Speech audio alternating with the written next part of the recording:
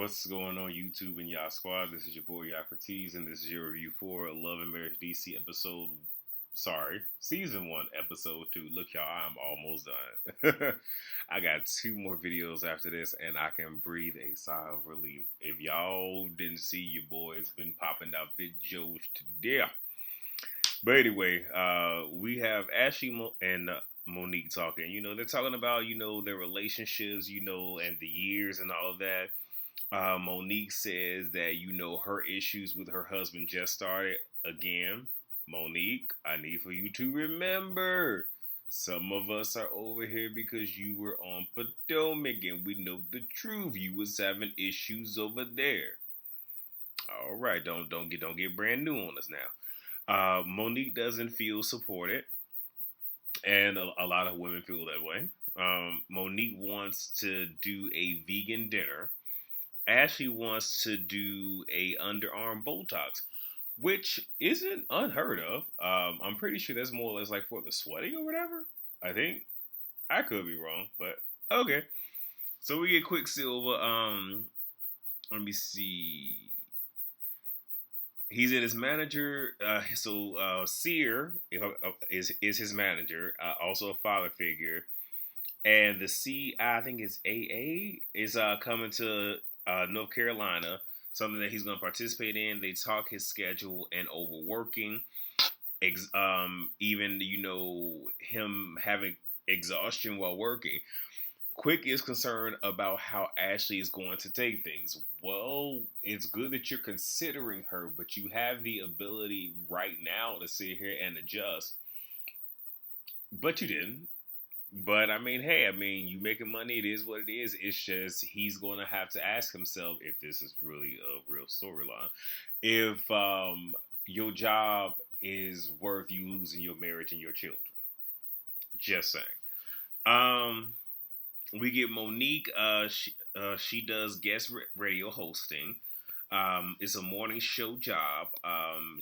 There is a concern with the whole reality TV drama and how that could negatively impact if she is made a permanent host instead of just a guest host.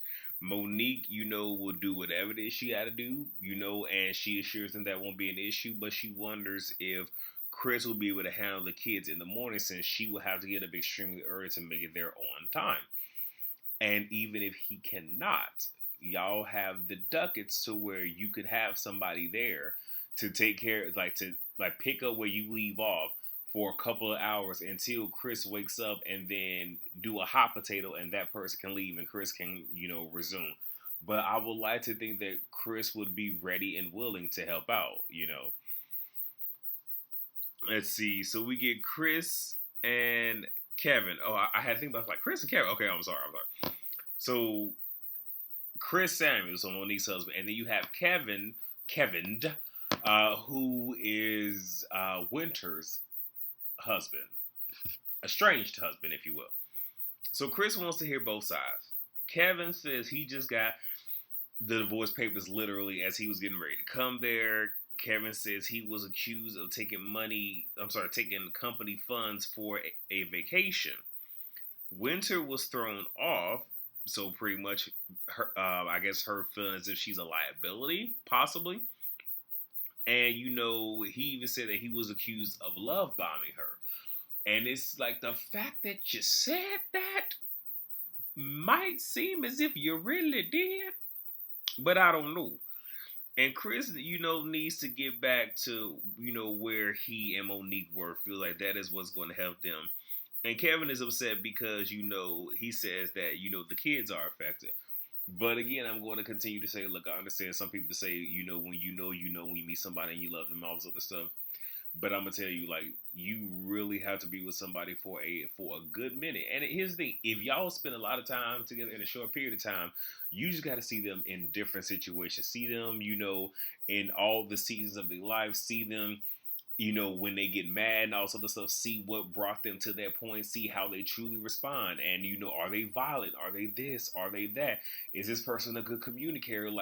Really, go there. And because we're in such a digital age and everything else, yeah, people be out here scamming. So you got to make sure that you protecting yourself and you not being scammed. So yeah, Winter, you probably should have took a little bit more time. Anyway, moving on. So now we have Jamie Senior, Neil and Quick. So Neil coaches b-ball. The whole CIA weekend comes up. There is, an event conflict because, both Quick and Jamie will be doing something for it. Quick asks how does Erica feel about, Irena feel about Jamie getting back into the nightlife. And, she didn't like it, but she understands. Which means that, she does understand it, but it also comes off as she's making a sacrifice, but it doesn't necessarily seem as if he might be making a sacrifice, but I could be wrong. We get Monique. She is on a meatless journey. The radio talk comes up with Chris. Chris says he will make, things happen. Like if he gotta do this, he gonna do it. Chris brings up the convo with, Kevin, and all I'm gonna say is swindled. Okay, so we get Ashley and Quick. They say they stopped by Monique's event. Wait, did I say that? Oh no, I'm sorry. They stopped to get food before they go to Monique's event to hold them over just in case the food ain't good. And I'm not even mad at that. And here's why. One thing that I was always raised on, and like I said, one of the things that my mom taught me, and I keep it to the chest. If I'm going to somebody's house or to an event or whatever to eat, I always was told you eat before you leave there. One, because you never know what the food gonna be, and especially when you are a person where you have certain dietary restrictions, you don't want to put yourself in a crazy situation. One, and then number two, if it ain't what you want, now they're looking stupid, and you also don't want to come. Or it'd be the other thing. You sitting there eating like you ain't never ate before, looking very, very crazy. So I could understand them doing that. I probably would have thought it would have been better had they just ate something at home, but whatever, because I wonder what was the kids eating, but they ain't none of my business. So it's a quick mentioning of the CIA, and it has him doing 15 events in 3 days. Ashley says, they're in a cycle, but glad, he appreciates her. But the thing that got me is 15 events in 3 days. Now, again, obviously that sounds like a lot. So what, 5 events in 3 days? Some stuff might be spread out throughout the day. But then the question would be, is this man getting enough, proper fluids? Is he hydrated? Is he getting enough rest and whatnot? Because, yes, exhaustion can happen. And if you throw alcohol or whatnot on top of that too, with the nightlife, oh boy. So now we have Monique and Chris dinner. So we get Tasha and Neil. Tasha used to do Momo's hair. Monique shares homeschooling, and that they're going to Africa. So that's a trip for the kids. Well, I'm like, okay, that's cool, that's cute. So Jamie is talking. Irena says something, and he shushes her. Now I was just kind of like,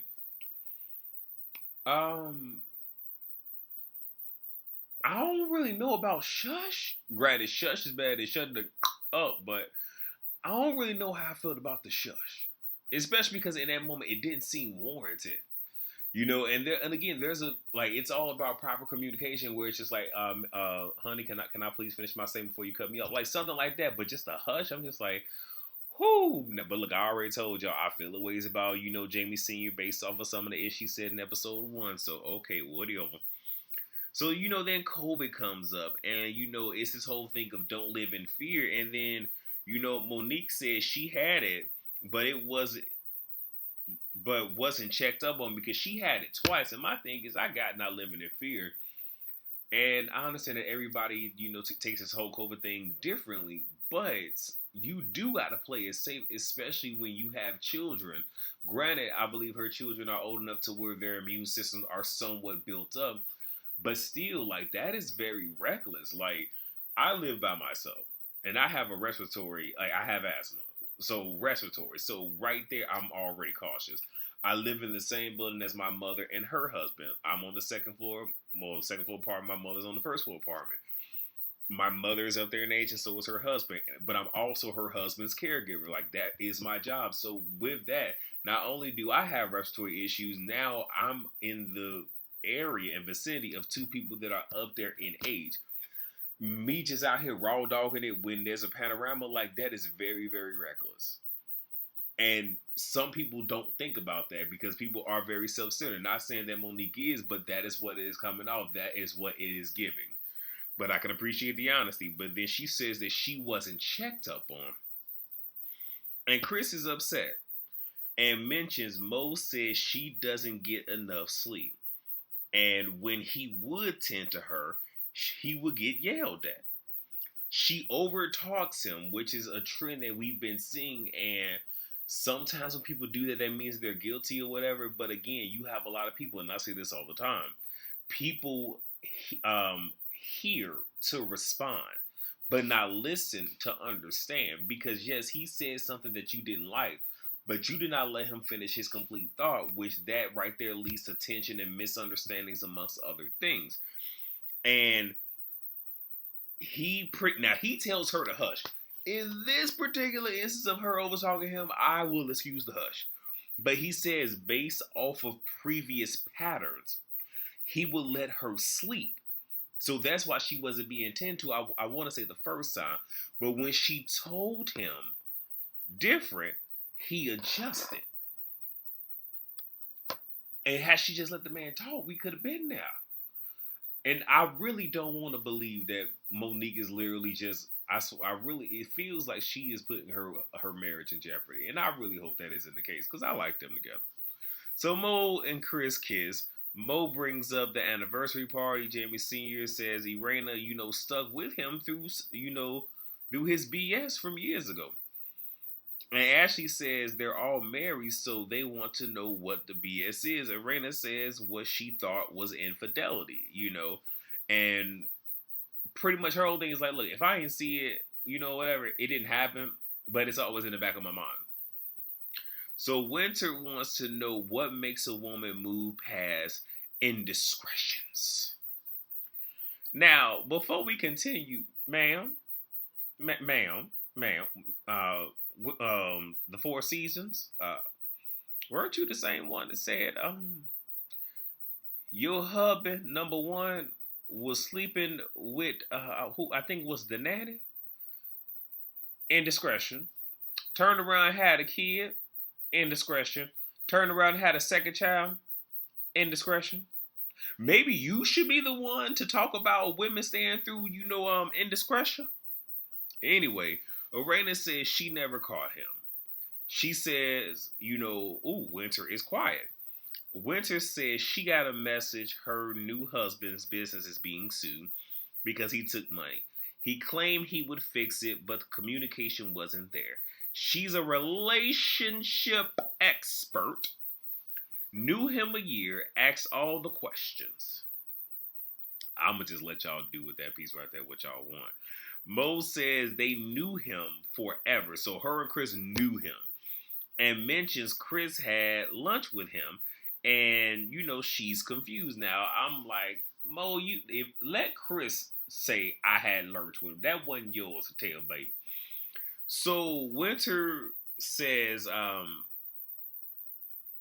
his lies is the issue. He wasn't honest.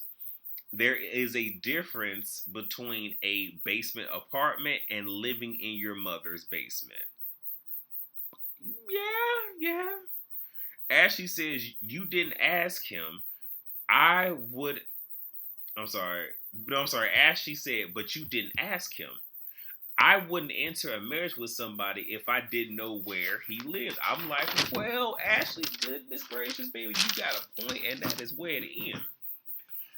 So I don't know what to tell y'all, but it's pretty good. It's pretty good. I mean, it's still moving a little bit slow, but we're still good nonetheless. And again, I told y'all Ashley gonna be the one to get it popped off, and y'all need to be watching Ashley in them cups now, them drinks.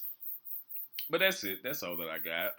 Like I said, Real Housewives of Atlanta is the next video for me. So please rate, comment, subscribe, and share. And I will see you lovely people for the next video. Peace.